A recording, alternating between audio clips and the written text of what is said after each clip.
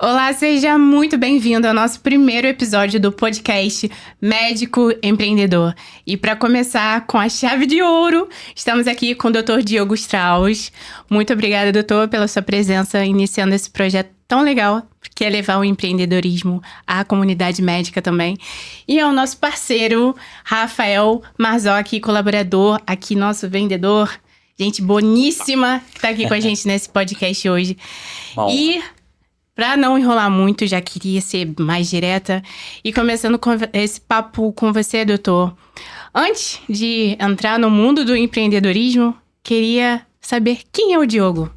Quem é o Diogo além da medicina? Tá ótimo.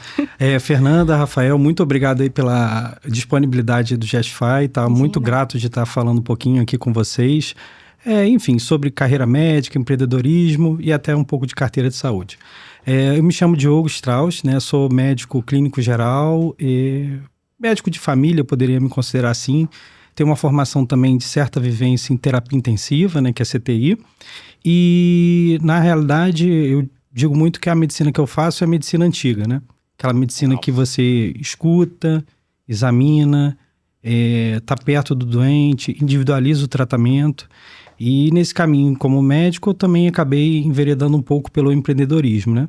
Que eu acho que está muito relacionado à carreira médica ao empreendedorismo. Com certeza. E é justamente esse o ponto que eu queria te perguntar agora. Quando que veio essa virada de que, não, além da medicina, da atuação clínica, eu também preciso aprender sobre empreendedorismo, sobre mercado, sobre negócios? Muito bom, Fernanda. Na realidade, você tem na medicina uma quantidade muito grande de volume de conhecimento para aprender, num período de 6 anos, e você tem também uma coisa chamada curva de aprendizado. Então, o médico tem anos e anos de prática diária, né, de conhecimento para desenvolver e aplicar. E, na realidade, o médico hoje em dia ele tem vários caminhos que ele pode seguir. Uhum. Então, um caminho muito comum é o médico ir para o lado assistencial. Ali ele vai trabalhar no hospital público ou no hospital privado, seja numa enfermaria, seja num ambulatório, seja no CTI, e ele vai prestar serviço de assistência. A segunda forma é o médico fazer o autoempreendedorismo, que é um tema muito interessante os médicos abrirem a mente para isso. O autoempreendedorismo nada mais é do que, através de uma gestão da carreira do médico, ele desenvolver um consultório próprio em que ele preste um serviço, seja privado, seja para plano de saúde. A terceira forma que o médico pode escolher de caminho de carreira é a gestão, eu diria, uma gestão corporativa e executiva. O que isso quer dizer? É um médico que cresce numa determinada empresa, no hospital, e ele vai assumindo cargos de liderança progressivos, né? Com gestão, mas dentro de uma estrutura corporativa já pré-formada.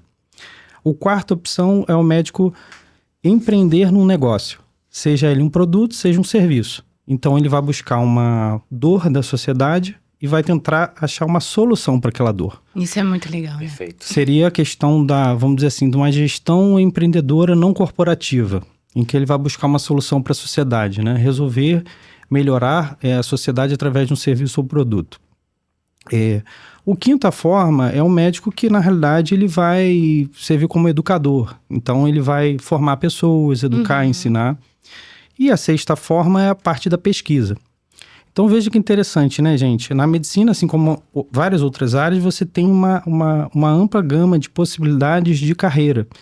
E uma coisa não exclui a outra. Você pode ser assistencial e pode ser professor. Você pode ser assistencial e pode empreender. Então, elas podem acontecer concomitantemente, mas podem acontecer em períodos diferentes também de vida, né? Exatamente. E é legal você despertar esse assunto, porque hoje a gente vê, e dados do mercado mostram isso, né? A crescente demanda de ambulatórios, de clínicas médicas crescendo, com a demanda de médicos aumentando também, né? E aí, a sua virada, porque hoje você tem o seu consultório, e a sua virada para o empreendedorismo decorreu em que momento? Você tem, na realidade...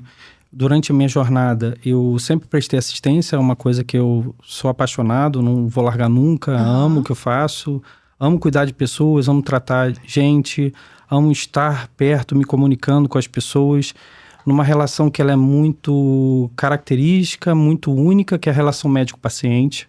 É muito interessante navegar nesse mundo, eu acho que a gente cresce como indivíduo. Eu costumo dizer que cada dia que eu vou no consultório eu volto 0,1% melhor. Então, assim, eu tento trazer da minha experiência de médico a experiência como pessoa. E cada vez que eu escuto a angústia de alguém, o sofrimento de alguém, a dificuldade de alguém, eu consigo trazer aquilo para o aprendizado pessoal, né, e para outras pessoas. E nesse caminho, né, eu segui a parte assistencial, abrindo consultório, então dentro do contexto do autoempreendedorismo que a gente falou, que é o médico que vai empreender numa estrutura de atendimento, que ele vai ter que fazer contratação, seleção de secretária, abrir um consultório, montar uma estrutura de custos e despesas, calcular receitas futuras, ver quando ele vai atingir o break-even, que é o lugar onde ele consegue equilibrar a receita e custo. Isso demanda paciência, tempo, né? Tudo que algumas empresas, inclusive, estão ajudando isso nesse processo atualmente. E, por último, eu vim para a questão do empreendedorismo mesmo na parte de educação em saúde, que é o Carteira de Saúde. Então, eu tangenciei o empreendedorismo em vários momentos da medicina e não foi de forma única, né? Foi em várias partes, né? Isso é bem legal. Já já a gente vai falar mais sobre o Carteira de Saúde, porque é uma inovação que o Diogo desenvolveu e é tão prática que quanto mais a gente disseminar essa ideia prática e fácil que ajuda não só o paciente, mas o médico também, melhor é, né? E é bem legal, doutor, você pontuar essas diferentes partes que você está atuando hoje como Diogo, né? Não só médico, mas atuando no empreendedorismo dentro da medicina.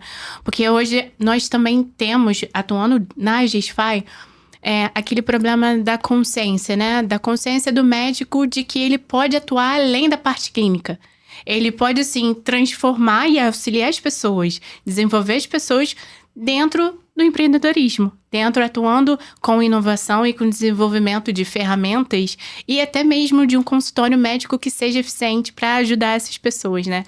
E tendo vista esse ponto da mentalidade do médico em relação ao empreendedorismo, a gente no mercado encontra muita resistência, né? De que o médico, ele não deve ser empreendedor, ele tem que atuar como médico, clinicamente.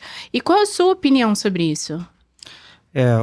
Durante muito tempo, né, até hoje, a medicina ela tem um aspecto sacerdotal e vocacional muito grande, né? Então, é uma profissão que tangibiliza e toca a parte muito íntima das pessoas. Então, é muito complexo você lidar com temas de negócios, porque você trata do que é mais singelo na vida da pessoa, que é a saúde dela, né? Onde a pessoa confessiona as coisas mais íntimas da vida dela, as relações humanas, os problemas, as angústias. Então, tratar da medicina como algo que também é um emprego, é um trabalho, do ponto de vista de negócios, é sempre um tema muito difícil. Ou você vai para um extremo, assim, né, de venda, uma coisa voraz e agressiva e que transforma numa mercadoria, ou você vai para coisa muito vocacionada, né? Que também é uma forma de viver. Então, talvez esse seja um dos motivos que a medicina ela tem uma certa barreira para discutir negócios, além do conhecimento médico, que ele é grande, e até o médico atingir uma curva de aprendizado, a learning curve, né? Que todas as profissões têm, e que a média ali é 10 anos, a curva de aprendizado, e algumas especialidades médicas chega a 20 anos. Então, você está ocupado com outras áreas de domínio, digamos assim, né? E é interessante esse ponto, porque eu vejo exatamente isso quando a GESFAI entra num consultório e começa a conversar com o médico. São dois polos, uma bipolaridade. Ou o médico, ele tá muito no comercial, às vezes até passa do saudável ali, algo fica muito merchandising altíssima, e tem um médico que é zero. Você acredita no meio termo? Você acredita nesse equilíbrio onde você possa, sim, fazer a parte de negócio, venda, acontecer junto com a parte vocacional da medicina? Sim, como tudo na vida, né, Fernanda? A gente tem que achar o ponto de equilíbrio. Então, você consegue, de forma ética, equalizar o marketing médico com o produto, que é a oferta da consulta, ou do procedimento cirúrgico, ou do procedimento minimamente invasivo, com o marketing, com o empreendedorismo do seu negócio, de forma que você conduza as questões das relações de forma ética, né? De forma correta. Então, sempre dá para equilibrar, eu acho mesmo que dá. Eu também acredito nisso. A minha mãe já dizia, planta que você vai colher. Se você vai plantar um trabalho ético, consciente, onde você se preocupa verdadeiramente com o seu paciente ou com a pessoa que vai lidar diretamente com o seu serviço ou produto, você vai colher. Você vai colher, não adianta. Fala aí, Marcos. Contribuindo, né, um pouquinho. Estávamos falando sobre isso, né, Diogo?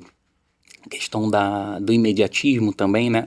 E também dos processos, né? E isso que você falou a respeito de você somar as ferramentas, de você usar as ferramentas, as palavras que o que o mundo contemporâneo traz para a gente, né? Que são as ferramentas digitais, toda os recursos, e você usar isso de uma forma que traga um benefício para o paciente de uma forma ética. Eu acho isso perfeito. E, obviamente, isso demanda um tempo. A gente não vai... as coisas não vão acontecer assim de forma imediata, né? Então, é uma visão muito boa sua. A gente conversou bastante sobre e bacana. Né? Perfeito, Rafael. Eu acho que, assim, as ferramentas, elas mudam, mas as bases, elas se mantêm. Então, assim, você vai ter uma ferramenta A, B, C, D, que pode mudar conforme o tempo, e cada vez mais as ferramentas elas mudam numa velocidade maior, e as ferramentas que se adaptam a isso têm um tempo um lifetime value, um ciclo de vida maior, né? E você tem as bases. Então, se a ferramenta se ancora na base, ela oferece uma solução sempre melhor.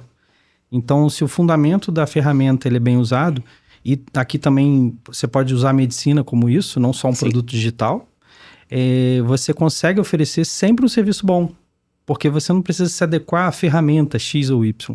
Você está se ancorando em princípios e fundamentos ali que você vai levar para qualquer lugar, né? Então, eu acho que a medicina é muito isso. Tem o novo, tem o disruptivo, tem o incrível, mas sempre vai voltar no ponto de partida, né? Sim, perfeito, muito bom. Falando em ferramentas, né? E agora a gente gostaria de saber um pouco sobre como nasceu o projeto Carteira de Saúde, né? Como que veio esse insight?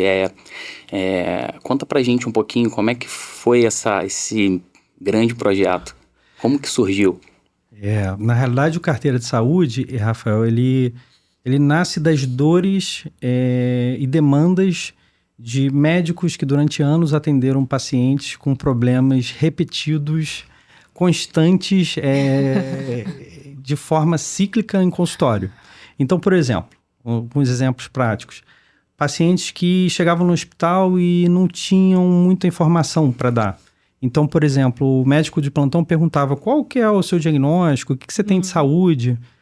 Eu acho que eu sou hipertenso, diabético, eu fiz uma cirurgia da vesícula, mas não lembro qual foi ela, eu fiz uma cirurgia do intestino, mas não sei de qual lado, se foi do direito ou do esquerdo.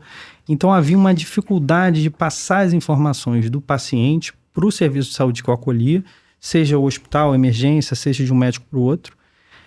Outro problema muito recorrente, isso vejo muito no consultório, as pessoas vão no médico, você pergunta qual remédio elas usam, e, enfim, ela não lembra a dose. Eu tomo glifage, mas eu não lembro qual é a dose. Há quanto tempo? Há quanto tempo? Se é 1 grama, 500 miligramas. Aí mas tem certeza? Aí tem duas opções. Ou ela puxa uma listinha, e aí tá tudo escrito à mão, né, que ajuda muito. Ou ela abre a caixinha do remédio. A caixinha. Normalmente a tampa, né? A tampa da caixa é clássica, né? Ainda. Isso. É tipo um mordomo, né? Tá ali do lado, você sabe que ele tá sempre com a culpa ali, os remédios. Agora, outra coisa também, né, Rafael? Às vezes, bloco de notas. O paciente escreve num bloco de notas os remédios, né? Então, são várias formas que a gente foi vendo de dificuldades que o paciente tem de guardar o remédio, seja anotando, seja guardando na caixinha de remédio na gaveta, perguntando para o familiar do lado o que ele usa, quanto que ele usa. Às vezes ele pergunta, o que eu tenho que tomar agora? E aí é uma forma de você conseguir concentrar todos os remédios que ele usa, as marcas. Tem bulas que explicam cada remédio de uma linguagem muito simples para o leigo, feita por nós. Cada bula de cada remédio foi reformulado. Bacana. E você pode marcar, o aplicativo te avisa. Então tem uma série de elementos ali que vai ajudar o paciente a se cuidar. Um outro problema muito comum, talvez esse você já tenha passado. O paciente chega no médico e pergunta assim, eu quero fazer exame de sangue. Aonde eu faço? Eu sou essa paciente. Isso aí é assim, é clássico. Você em casa deve já ter passado por isso. O paciente chega no médico e ele não sabe onde ele faz exame. Qual é o melhor lugar? Como avaliar um lugar bom ou ruim? E mais do que isso, qual o lugar que faz o exame dele? Eu tenho plano A, B, C. Esse plano no meu bairro faz qual laboratório? Então, a gente reúne lá no aplicativo também uma forma de você consultar os lugares, planos, exames que o paciente faz, consegue avaliar, guardar, salvar. Perfeito. De forma que você pode botar suas vacinas. Então, aqui eu dei alguns exemplos de dores, de necessidades, de demandas, que a gente ouvia no consultório muito comumente e que o aplicativo Carteira de Saúde ele traz como solução. Outra coisa muito importante, essa daí a gente está vivendo todo dia. O paciente está cada vez mais buscando informação de saúde. As pessoas estão se educando muito em saúde, num nível muito alto. Sim. Então, o paciente chega hoje no consultório, ele sabe tudo, ele estudou tudo, ele leu, ele pesquisou. Sim. Às vezes as perguntas não são muito lineares, ele não sabe muito como organizar aquilo, mas ele tem um caminho de procura da informação. E aí o Carteira de Saúde, ele surge de forma a trazer essa informação e educação de saúde de uma forma que todo mundo consiga entender. Se você der os guias... Perfeito, né? Muito legal. Uma pessoa de 15 anos, de 12 anos de idade, ela vai entender o que é diabetes, o que é hipertensão, o que é intolerância à lactose, trazer de forma que saia daquele campo técnico médico e traga para a população de forma ética, correta, entendeu? E isso é muito legal porque hoje, se você entrar no Instagram do Carteira de Saúde, você vai ver as criações que são muito legais. E é justamente trazendo essa facilidade na comunicação, na forma sobre você entender de uma doença, diabetes, enfim, de uma maneira narrada. Porque eu tava até falando com o doutor, parece que eu tô lendo um gibi. E entra, né? Nostalgia. Aquele vínculo que eu crio vendo esse conteúdo acaba me fazendo gostar daquilo que eu tô lendo. Então, é muito legal. Essa parte educacional que vocês fazem também é sensacional. Obrigado, Fernanda. E assim, eu agradeço aí pelo time todo, né? Tem uma rapaziada pesada por trás. Muito enfim, legal. É uma equipe grande buscando, né, trazer da melhor forma possível o conteúdo, marketing para vocês e tudo, os guias, enfim. E a gente, por trás, usa vários recursos ali para trazer isso mesmo da melhor forma possível, tentando melhorar sempre, né? Eu acho que tem uma outra facilidade que me atraiu muito quando eu conheci o Carteira de Saúde, que são as dos exames também, né? Então, eu passo por mim. Eu sou uma pessoa que eu tô fazendo exame, eu não sei daqui a 3 meses onde vai estar o exame de sangue, eu não sei. E ali a gente consegue também, na plataforma, colocar tudo ali, né? Exatamente. Você que segue o Carteira aí, toda a parte de exames você pode colocar dentro do aplicativo. Então, se você quiser botar um PDF, uma foto, você organiza ali temporalmente e todos os guias que vocês olham lá no Carteira, de exames de sangue, o que é um PSA, o que é uma hemoglobina glicada, o que é o colesterol, estão dentro do aplicativo, de forma muito organizada, didática.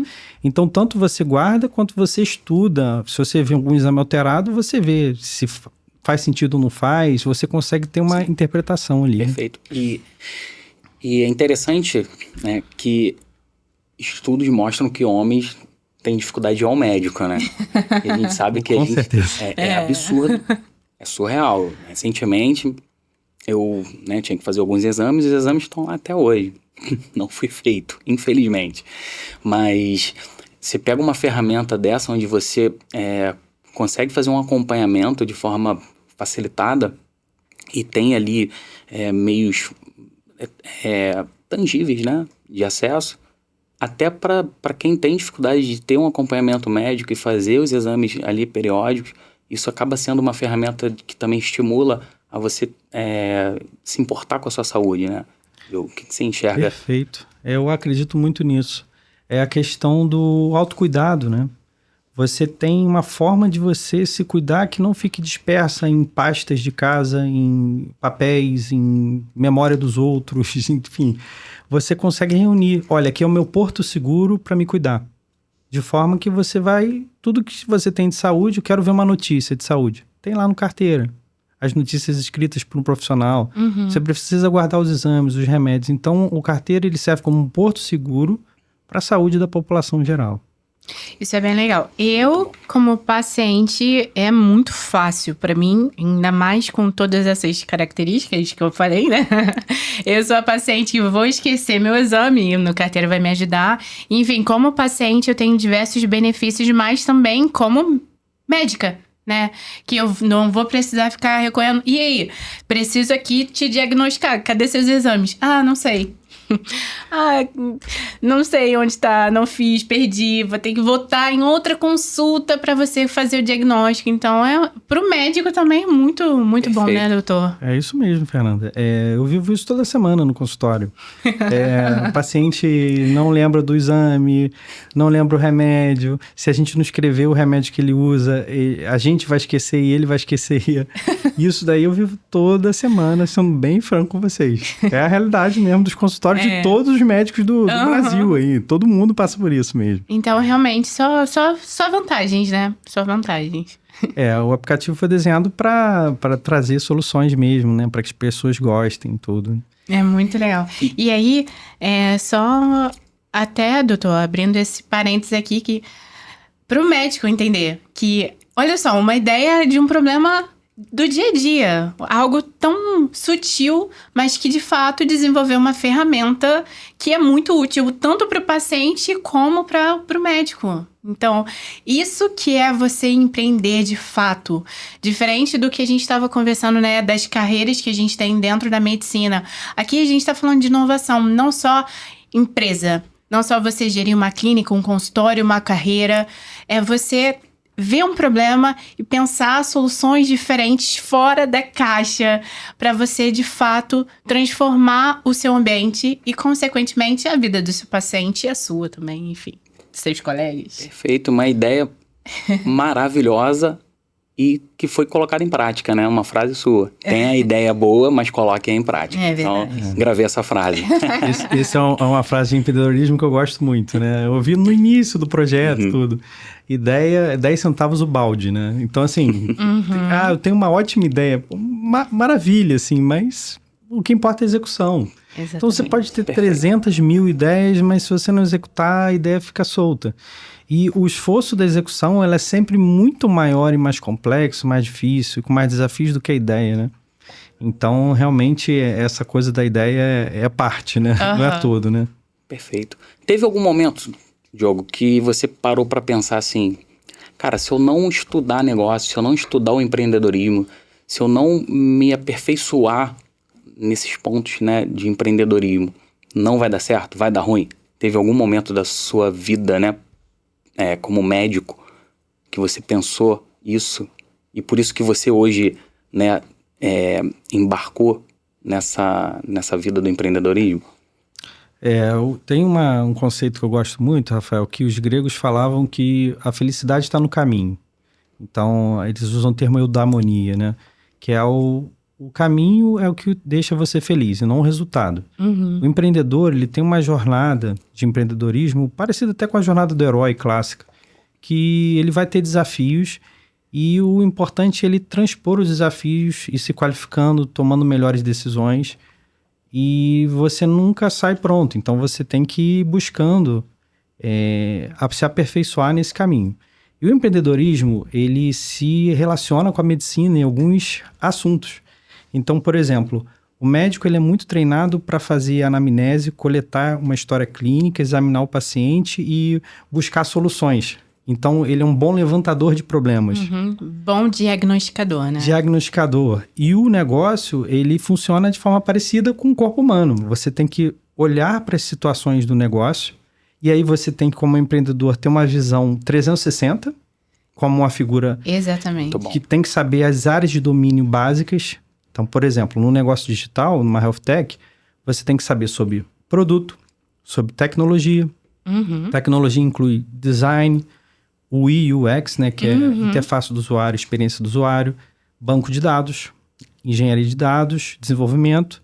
Aí, depois do produto, para além do produto, você tem que começar a conhecer um pouco de comercial, marketing, parcerias, contabilidade, finanças e, por fim, a liga disso tudo é a gestão de pessoas e apontar todo esse conhecimento que você tem através de uma visão que você vai tentar alinhar o time todo para conseguir ir para o mesmo caminho. Então, muitas vezes o empreendedor ele tem que ser um clínico geral do negócio dele, saber um pouquinho de cada coisa e direcionar a equipe para um propósito final. Eu acredito muito nessa forma de gestão. Isso, aí você entrou num tema que eu gosto muito. Ah, com certeza, Justify, com certeza. Você entrou num tema que eu gosto muito. E essa liga que você falou no final, eu levo assim como não só lado profissional, mas como um ideal de vida, né? Você desenvolver pessoas, você ter ali um time, e a gente estava até comentando com isso, né? Sobre você saber quem está perto de você, você saber quem está dentro do seu negócio, do seu meio de crescimento. Você escolher as pessoas certas, a gente fala inclusive muito isso lá na Justify. O processo de contratação é melhor você demorar, mas você contratar certo a pessoa ali que tem a competência técnica e comportamental para o cargo, como também você, ao invés de você contratar qualquer pessoa e no final aquilo ser um custo para você, e não só financeiro, mas de tempo, de emocional, um desgaste maior. Então, essa parte de pessoas dentro do empreendedorismo, para mim, assim, são os polos, né? Processo, vendas e pessoas, para mim, é o eixo que a gente precisa sempre estar apertando os parafusos e estar colhendo bem as pessoas que estão perto da gente. Perfeito. É isso mesmo, Fernanda. Seleção e recrutamento para poder escolher as pessoas boas. Porque o negócio se resume basicamente em pessoas, né? Pessoas bem alocadas. Mesmo num produto digital, né? Mesmo no produto digital. Também no produto digital. Exatamente. Muita coisa no produto digital. Exatamente. Por trás do aplicativo, do Instagram, tem muita gente ralando, trabalhando pesadíssimo. Essa noção, né? As pessoas ainda não tem aqui no back de cada aplicativo que a gente abre, cada vídeo que a gente assiste, esse podcast aqui que você tá assistindo, tem pessoas aqui atrás, Flaviona. Exatamente. Então tem muito trabalho por trás de cada produto digital. Engraçado que a gente estava falando sobre isso, né? E falando sobre a questão do sucesso, né? Porque normalmente o sucesso, ele acaba sendo mais latente, né? Então as pessoas enxergam mais o sucesso e não veem o que foi feito até a chegada do sucesso, né? Porque existe todo um processo que não é rápido, né? Existe um processo, é como se a gente até falou sobre a questão de plantar uma árvore que dê frutos. Você precisa colocar a semente na terra, você precisa regar, você precisa cuidar. Tem todo um processo de cuidado até a árvore crescer e depois ela dar fruto. Então fala muito sobre isso e a gente estava falando bastante sobre, né? Exatamente. E nesse mundo de health tech, que é algo que está em crescente demanda cada vez mais, né? As pessoas precisando e as pessoas se envolvendo nesse mercado. Como você vê daqui a 5, 10 anos, a longo prazo, o crescimento desse nicho? Fernanda, você teve, na realidade, certa onda de hype, que a gente fala, que são booms de soluções digitais. Então, você teve o boom das fintechs, né? Lá em 2010, enfim... Na época do Nubank, os bancos digitais e as fintechs. A galera morria de medo, né? Vou botar meu dinheiro aí. Exatamente. Tudo que é novo gera receio, né? Interessante isso, né? É verdade. O medo novo. Medo desconhecido. Medo desconhecido. E aí depois você teve as edtechs, que são forças de educação, e sobre vários níveis de modelos de negócio possíveis. E no fim você está tendo o boom das health techs. e sendo criados ecossistemas muito bacanas de educação empresarial médica, gestão médica, empreendedorismo médico, de saúde, soluções das mais variadas para a área de saúde, o que é muito bacana. Essa fase que a gente está é uma fase meio que das health techs mesmo, né? Que é um mercado que tem muitas particularidades, né? A área de saúde, você permita falar, mas é uma área que ela não permite um one size fits all. O que é isso? Você traga uma solução que sirva para todos. Você consegue trazer soluções que sirvam para muita gente. Mas, por exemplo, um banco serve para todos. Uma empresa de saúde, as pessoas são únicas, então as soluções elas vão ser mais nichadas, né? Então os mercados eles são mais fragmentados nesse sentido, apesar de você poder trazer uma solução que sirva para muita gente. E com todos esses pontos, né, que a gente vê dentro do mercado, quando a gente pensa a longo prazo, sempre vem na minha mente já alguns tópicos. Primeiro, inteligência artificial. Segundo, a crescente demanda de médicos, né? Eu estava até vendo um recorte de um relatório que estava falando que, apesar da crescente demanda de médicos hoje no Brasil, ainda está muito abaixo do que países mais desenvolvidos do que o nosso, principalmente alguns países europeus, que é a média de 6 médicos para cada habitante. Aqui a gente tem 2,5, né? Enfim. Acho que é para cada... a razão, né? Isso. Com esses pontos, a invasão cada vez mais da inteligência artificial no nosso meio, no nosso dia a dia. E também dessa crescente demanda dos médicos. Como você acha que isso vai afetar o mercado das health techs? Eu vejo com muito otimismo, assim, a chegada da inteligência artificial. Como eu falei, né? Eu acredito muito nos fundamentos. Se você for pegar algumas frases, olha que interessante. Teve um médico muito conhecido chamado William Osler. Ele foi um dos maiores clínicos do John Hopkins, enfim, século XIX, 1880, 1890. E olha o que ele falava naquela época. Eu estou falando de 120 anos atrás, 130 anos. O bom médico trata a doença. A doença. O grande médico trata o paciente que tem a doença. Uau! Essa frase ela é muito forte e bonita, né? A medicina é a ciência da incerteza e a arte da probabilidade. O que isso quer dizer pra gente? Que não existe protocolo nem caminho único. E a inteligência artificial é justamente a tentativa de algoritmizar condutas, protocolos e tudo. Então existe na medicina uma questão que é o intangível.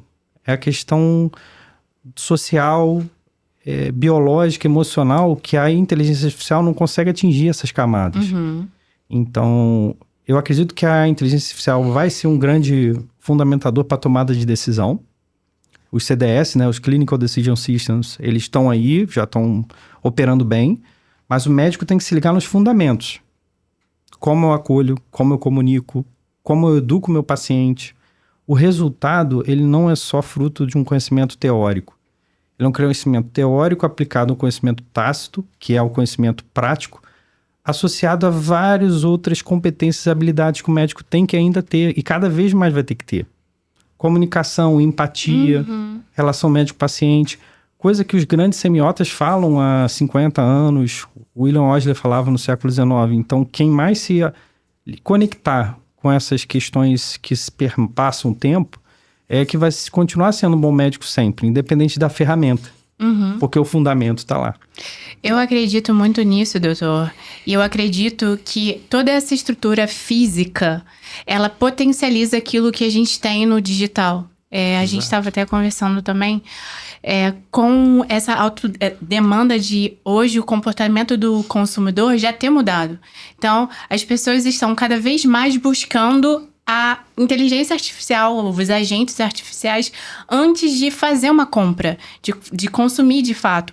Vai buscar... Semana passada eu estava no médico e ele falou que chegou um paciente lá, que o paciente botou melhor psiquiatra da região no ChatGPT e apareceu aquele médico. Então, o paciente saiu do Google, foi pro chat e encontrou o médico. Então, o comportamento do consumidor já mudou completamente. O médico precisa se atentar a isso. E para onde o médico vai? já que ele não tem tráfego pago ali no agente, né, no ChatGPT. Ele vai precisar ter cada vez mais os meios digitais fortes. Google Meu Negócio, blogs, sites. E como que você vai fazer isso de uma forma mais eficiente? Eu acredito que é através da força aí, do acolhimento, dessas bases que você vai ter no físico para você potencializar. Então, o paciente vai sair do seu consultório, ele vai ser... vai ter um tratamento ali incrível. Ele vai ali no Google, vai comentar sobre, vai potencializar aquilo, né? E pro meio do mercado digital, das fintech, a mesma coisa. Então, o paciente vai estar usando a carteira de saúde, vai ver um médico indicou, ele vai falar sobre a carteira de saúde. Isso vai repercutir. É o ciclo, né? O paciente vai... tem uma boa experiência no físico, é fortalecido, vai pro digital, fala bem no digital... Outros pacientes entram no ciclo e vai retroalimentando isso, né? Eu vejo isso como uma tendência também no mercado daqui a pouco, só fazendo esse parênteses que eu acho legal. Mas outro ponto que eu queria trazer aqui, doutor, considerando tudo isso que a gente falou até agora, hoje, conversando com você, eu falei, parece que eu tô conversando com um engenheiro. Porque é muito bom como você sabe sobre dados, indicadores, e não é comum. Quando a gente conversa com o médico, geralmente eu preciso ensinar isso pro médico. E você não, você dá aula sobre essas funcionalidades dentro do mercado. E com todo esse know-how que você tem, o que você imagina que o médico de hoje, esse médico que ainda não tem esse conhecimento amplo sobre gestão, mercado, indicadores, negócio, o que você acha que ele precisa ter para ter um negócio sustentável a esse curto, médio e longo prazo? Perfeito. Eu acho que o primeiro passo é quebrar a barreira do preconceito e da inércia. Uhum. Então, o que eu vejo muito hoje em dia é a pessoa não querer abrir um consultório, e aí eu tenho conversado até com nutricionistas, fisioterapeutas, colegas de várias áreas de saúde, e eles têm um certo bloqueio, uma questão de mentalidade mesmo. Uhum. No sentido de assumir uma mudança de vida. Talvez aquele medo do novo que a gente tem comentado, Exatamente. né? Como fazer, o que eu vou fazer, como abrir esse negócio, né? Exatamente. Como iniciar isso. Exatamente. E hoje em dia existe muito conhecimento, muita informação, empresas que trabalham com isso, que vão ajudar nessa jornada, seja no início, na fase de, vamos dizer assim, teste, produto mínimo viável, que a pessoa vai abrir o consultório, pode dar ou não dar certo. Exatamente. É uma atividade a gente faz, inclusive, ajuda nisso. Exatamente. É uma atividade que tem um risco, apesar de ser um risco controlável e, né, dominável. Mas você, quebrando essa barreira inicial, você começa as coisas a fluírem. Uhum. Em termos de conhecimento, eu acho que aí é um mundo. Cada vez mais você vai crescendo. Mas eu acho que a mentalidade é o que precede o ato. Então, a partir do momento que você tem uma mentalidade que te trava no sentido de você não tomar a decisão, você não tenta. Então, eu acho que o empreendedor ou o autoempreendedor que quer abrir um consultório, ou o empreendedor que abre uma empresa, ele tem que buscar essa mudança. Outro ponto importante, né, Fernanda, é o timing que isso acontece.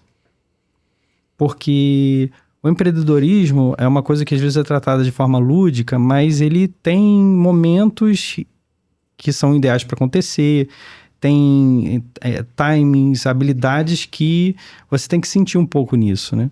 Porque hoje em dia, muito médico novo pode se formar com 22, 23, 25 anos e achar que vai sair abrindo uma empresa e que é a coisa mais simples do mundo. Nossa, eu vejo isso muito acontecer. Eu acho que a gente tem que ver as coisas com certa responsabilidade também. Exatamente. Isso é um ponto legal, porque assim, hoje a Gisfai, ela atende também alguns médicos que estão em grupos de mentoria. E aí o médico vê o outro amiguinho médico fazendo algo mirabolante que tá dando muito retorno e ele idealiza aquilo pra ele. Vai aplicar? Dá errado. Porque não teve planejamento estratégico, não teve um estudo de mercado, uma análise de viabilidade pra você ver se é o momento ideal ou não de você fazer aquilo. E só investe tudo que tem mais um pouco em um projeto, mas não estrutura. Não Exato. cria a base, não tem um fundamento. Exatamente. Só tem a ideia com a ação. Exato. O ser humano, ele age muito com mimetismo social. O que é isso? Você olha um comportamento e você repete. Só que quando você fala de empreendedorismo, existe todo um glamour sobre isso. Não é só uma reprodução do que você vai fazer. Você tem que ter um estudo ali antes, ou pessoas que te ajudem. Porque a gente faz muitas coisas por mimetismo. Olha uma coisa e reproduz. Mas o que está te levando àquele hábito de reproduzir aquilo? Você está tomando uma decisão estratégica que vai te trazer um benefício a curto, médio e longo prazo? O que você está fazendo que determina aquela mudança, aquela reprodução? Faz sentido para você ou não faz? Então você tem que ter uma consciência das coisas que você faz. Exatamente, e não só seguir a massa, né? Todo mundo está fazendo algo, você reproduz, mas você tem um objetivo traçado. Você tem que ter um propósito ali. Eu estou fazendo isso para ter um resultado X ou Y, né? Tomando as coisas de forma consciente, fica muito mais fácil para todo mundo, né? Exatamente. Eu gosto muito de, nesses pontos, citar até... Cara, vai abrir um negócio... Constrói o manual de conduta e cultura, onde você tem ali sua missão, visão, valores. Expõe isso. Isso não é algo apenas para romantizar. Daqui a 10 anos eu quero que minha startup esteja explodindo. Não, é para você realmente... Às vezes você tá lá em cima, voando, achando...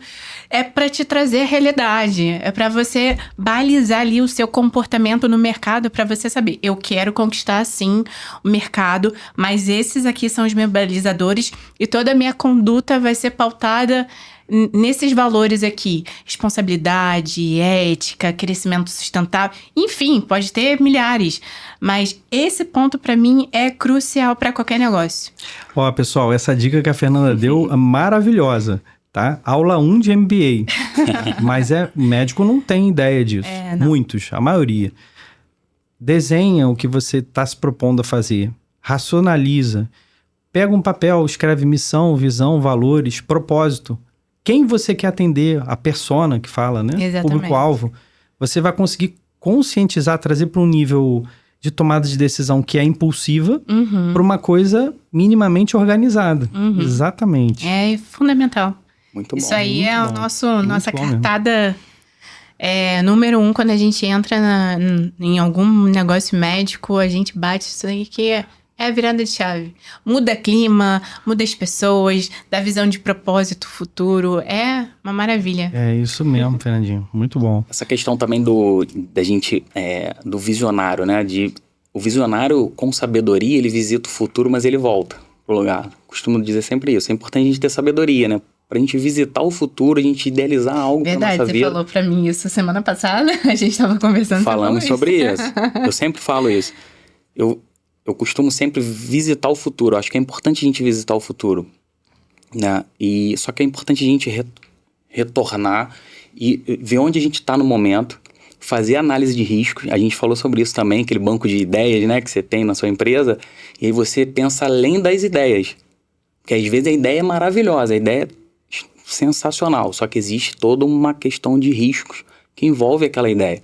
E a gente também pensar sobre isso, né? Perfeito, Rafael. Pessoal, para estudar em casa, tá? 2 pontos interessantes que o Rafael abordou aqui. Na área de saúde, health tech, enfim, a gente usa muito o termo backlog, que são as ideias que você tem interessantes, mas que não faz sentido você aplicar naquele momento. Seja porque não tem finanças para isso, porque não tem time, enfim, porque não tem tempo, porque não é o momento de maturidade do negócio. E o segundo, que é muito interessante, eu penso bastante sobre esse tema, é a análise de risco-retorno. Toda conduta que você vai tomar como empreendedor, ela tem que ter uma racionalização de qual é o risco e qual que é o retorno daquilo que você vai fazer. Então, quando o risco é muito alto, o tempo é muito alto para a energia e o retorno é baixo, você tem que pensar se vale a pena, né? Então, a escolha de ideias selecionada, ela é uma forma de gestão muito importante na jornada do empreendedor. É isso aí. Às vezes o ponto-chave está na simplicidade, sua frase também. Eu gravo todas as frases, né? Rafael, eu adoro ideias simples que trazem retorno alto. Isso daí, eu amo isso. Empreendedor. Mas é o que a gente estava falando, né? Por exemplo, você às vezes quer ter a ideia super difícil, complexa de executar, com retorno alto, mas que é muito complexa. E às vezes tem uma ideia muito simples do seu lado ali, te dando oi, e você não pega a ideia simples, executa, né? Você vai ter um retorno rápido, muito bom de uma ideia simples. O brilho, o ouro tá nas ideias simples. Né? Exatamente. Eu acho que foi Flávio Augusto que falou em um evento que você precisa colocar a sua ideia num guardanapo. Não sei se já ouviram falar isso. Escreva a sua ideia numa folha de guardanapo para não criar algo muito mirabolante. Se você conseguir resumir a ideia numa folha de guardanapo e ela for aplicável, ela é uma excelente ideia. Muito bom, muito bom. E uma coisa muito interessante, Fernandinha, também. Toda ideia, ela se desmembra em microtarefas feitas por uma ou mais pessoas. Então, se durante a sua jornada empreendedora você conseguir entender o que cada um tem de tarefas no sentido gerencial mais capilar e mais baixo do chão de fábrica, melhor para você tomar decisão. Então, por exemplo, inclusive se você como gestor tiver feito o que todas as pessoas da sua empresa fizeram, melhor ainda. Porque quando você toma uma decisão, você sabe o que cada pessoa, cada movimento vai demorar e vai custar para aquele indivíduo, entendeu? Exatamente. Então você consegue precificar no bom sentido, né? Não de dinheiro, mas de valor. Né? De valor muito no bom. Sentido da palavra valor. Ter uma noção do intangível. Exatamente, né? Exatamente. Muito bom. E agora fazendo um apanhado de tudo isso que a gente falou, né? Falar um pouquinho também da sua vida pessoal. Você como médico, como empreendedor, como pai. Futuro, né? Dia 30. Daqui a um mês. Exatamente. Hoje eu tô cercada de futuros papais. Exatamente. Aqui. A minha vem agora dia 19 no meu dia. Fomos quase juntos, né? Exatamente. E como que, Diogo, você concilia tudo isso? Fala um pouquinho pra gente. Rafael, eu vejo como o ser humano, ele tem várias áreas, mas que a fiada conecta tudo, né? Então, se a gente busca ser bom profissional, a gente vai buscar ser bom marido, vai buscar ser bom pai, vai buscar ser bom amigo. Então, as coisas, as habilidades se desenvolvem e você vai carregando ela para os outros lugares, né? Então, acredito muito que a gente não é uma caixa totalmente isolada. Se uma área está melhorando, a outra vai melhorando junto e você vai aproveitando aquele melhoramento, né, aperfeiçoamento e trazendo para tudo que você pode, né? Muito bom. Então, eu acho muito legal isso, porque quando a gente fala de empreendedorismo, o empreendedorismo, ele te dá essa liberdade, né? De você construir uma rotina, um dia a dia que você consiga, de fato, conciliar todas essas pilares, né? Pessoal, profissional, espiritual, enfim.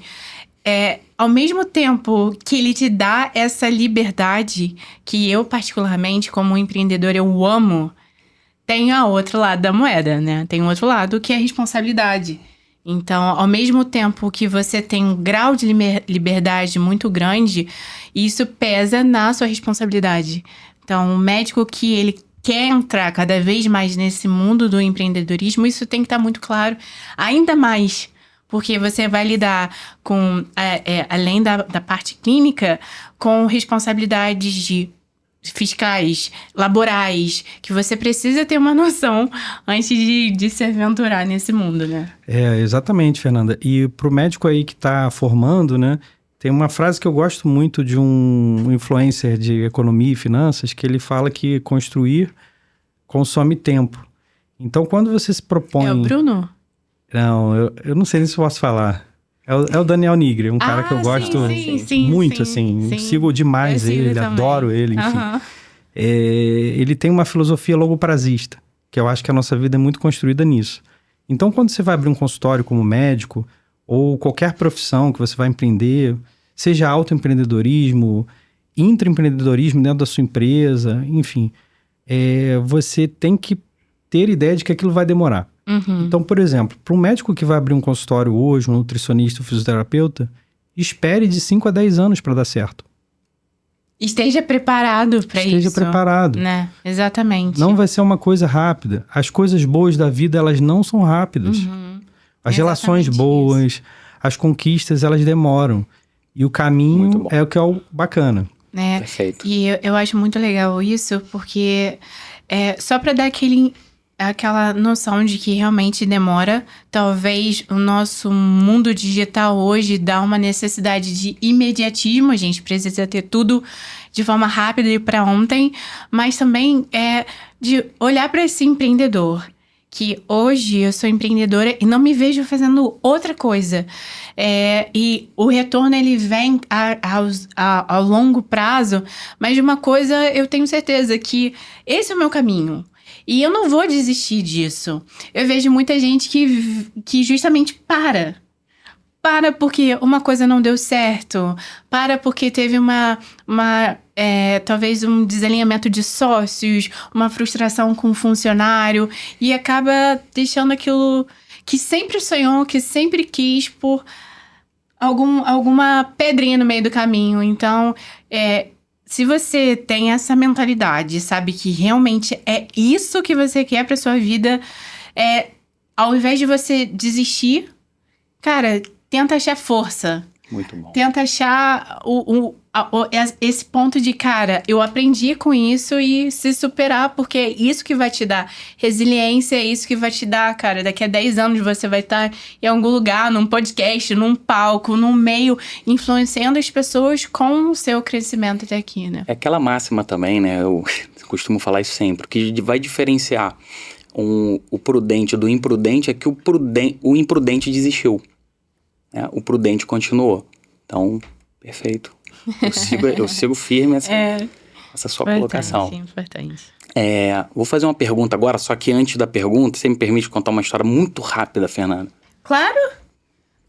Tem a ver com a pergunta, tá? Thomas Edison, ele errou 10 mil vezes para poder aperfeiçoar a lâmpada elétrica, né? Okay. E a história conta que em determinado ponto, aí ele teve uma entrevista lá e um jornalista, né, fez uma pergunta um pouco tendenciosa, deu uma cutucada nele e falou: Thomas, você errou tantas vezes, o que você tem para falar disso? E ele respondeu dizendo que ele não errou 10 mil vezes. Ele descobriu 10 mil maneiras de não aperfeiçoar a lâmpada elétrica. Então ele ressignificou. De aperfeiçoar, né, no caso. De aperfeiçoar, já existia meios, né, de iluminação e a lâmpada elétrica foi ele que criou, né, praticamente. Então ele ressignificou essa pergunta e falou: não, eu não errei 10 mil vezes, eu descobri 10 mil maneiras de criar a lâmpada elétrica. Então, e eu queria, né, saber o que você enxerga, Diogo, nesse ponto dos erros. Você acha que os erros, eles são importantes para o nosso crescimento? A gente, de fato, quando a gente erra e a gente continua, a tendência é que a gente tenha um resultado mais assertivo? E 2 perguntas em uma, tá? Uhum. Tem algum erro que você cometeu nessa sua trajetória que, se você pudesse voltar atrás, você não cometeria mais? Fique à vontade. Gostei. Maravilhosa pergunta, bomba. Enfim, é um tema que eu gosto muito, erro, tá? Porque na medicina você se depara a todo momento com situações de possibilidade de erro ou de dificuldades ou de autocrítica, porque, como toda profissão, você tem caminhos a escolher. E na medicina é muito estudado isso como uma coisa chamada metacognição. O que é a metacognição? É a capacidade de... E aí, erro tem uma coisa muito pejorativa, né? Mas vou dizer caminhos, meandros, digamos assim. Quando você vai tomar uma decisão, Rafael, você toma uma decisão com ferramentas e com vivências. E a partir do momento que você toma uma decisão que tem vários caminhos e ramificações possíveis, você vai usar essas ferramentas e essas vivências para tomar a decisão naquela outra situação.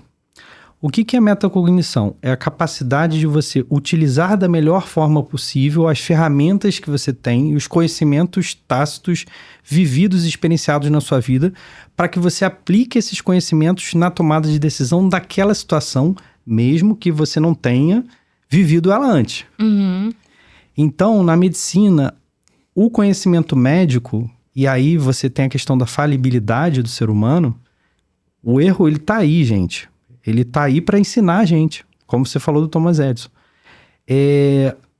A curva de aprendizado e você se transformar em algo melhor justamente passa por você desenvolver essa metacognição, que é a capacidade de cada vez, vou dizer errar menos, mas aplicar melhor tomada de decisão.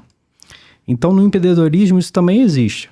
De outras formas. Você, por exemplo, toma um caminho de fazer algo e volta. Aí você anda para frente, escolhe outra coisa e volta.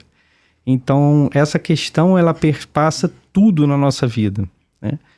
Então, o erro, ele faz parte do processo. O importante é você desenvolver capacidades que vão te trazer ferramentas antigas, experiências antigas para que você tome decisão e que aquela decisão, se certa ou se errada, você vai aplicar o conhecimento, o aprendizado dela na próxima. Aí que está o grande mistério. Porque é aí que está o ouro. Se você pega aquela vivência e carrega ela para frente, errada ou certa, você está carregando algo bom para você. Muito bom. E aí você usa isso para impactar menos, né? Num possível erro, porque a gente não está livre de errar novamente, mas você ameniza. Né? Exatamente. Muito bom, muito bom.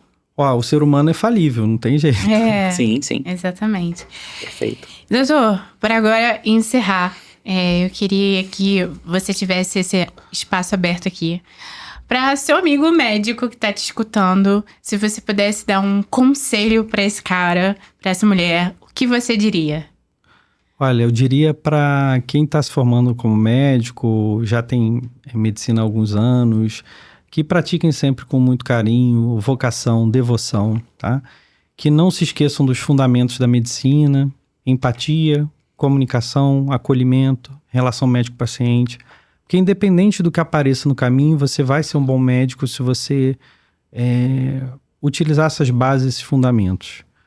E traga isso para o empreendedorismo, não só para a medicina, para a gestão de carreira, para tudo, né? Seria o conselho que eu daria pro pessoal mais novo aí, que também não sou tão velho, né?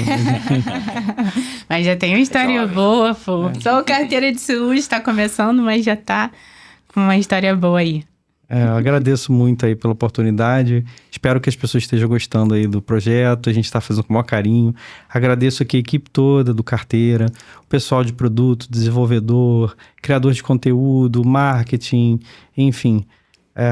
Eu valorizo muito as pessoas, sei quanto importante elas são, e sem esse caminho, essa jornada das pessoas ajudando o projeto com propósito, eu não teria nem conseguido entregar o que a gente conseguiu até hoje. Eu espero que a gente consiga seguir em frente aí com o projeto, trazendo cada vez coisa nova, coisa bacana aí para todo mundo. Então deixo aqui um agradecimento para a equipe do Carteira mesmo. Equipe do Carteira, vocês são nota 10. Usei o aplicativo, tô seguindo vocês, sensacional. Tô gostando muito, parabéns. Muito bom. Vai crescer ainda mais, não tem erro. Agradeço mesmo, tá? Fernanda, Rafael, tudo de bom aí pra vocês também no Justify, tá? Sigam aí o Instagram, que é bem bacana. E esse papo todo de gestão, mesmo que possa não aprofundar de forma, né, absurda, realmente com um estudo, com a gestora, né, de um parceiro, que você vai conseguir ir melhorando, né, nessa parte. Então, isso aí. Uma coisa que agradeço aí pela oportunidade. E se você ainda não está seguindo, corre lá para seguir o Dr. Diogo, Carteira de Saúde. Segue a Justify, me segue, que a gente vai trazer cada vez mais conteúdos para médicos falando sobre empreendedorismo, carreira, inovação. O intuito aqui é esse, tá? Doutor, novamente, muito obrigada. Meu parceiro Rafa, muito obrigada. Te vejo no próximo episódio. Valeu, pessoal.